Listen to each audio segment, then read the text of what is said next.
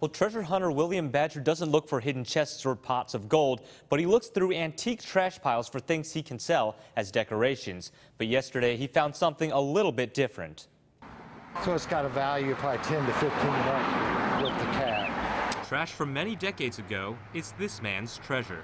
Recently, it's been more digging for bottles, old glass bottles. For tri-state treasure hunter William Badger, or Bill the Bottle Guy, that saying is a way of life.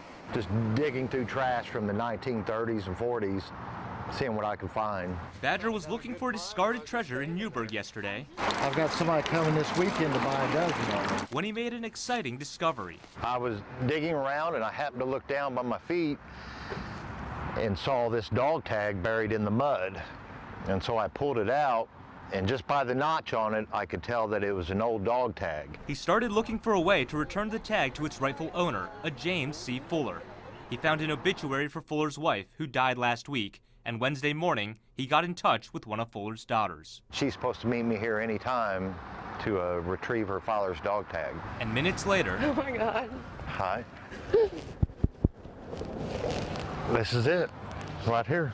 Oh, wonderful. This is a picture of my dad. He was in the Army Air Corps, flew a plane B-17G over Germany. Felt like a divine moment when I found it, just something very special. Oh, I'm so happy. much. You're Thank you welcome. so much. Stephanie Metzger, one of Fuller's 15 children, says her father died in 1978. He was a very, very true patriot. And during this trying time, this piece of stainless steel is more than just a memory of her father. It's a sign. Sometimes you get a message from heaven letting know, just letting you know everything's okay. Metzger says the dog tag will most likely go to her brother, Daniel Fuller, who is a Marine Corps veteran. Dennis Tang, Eyewitness News.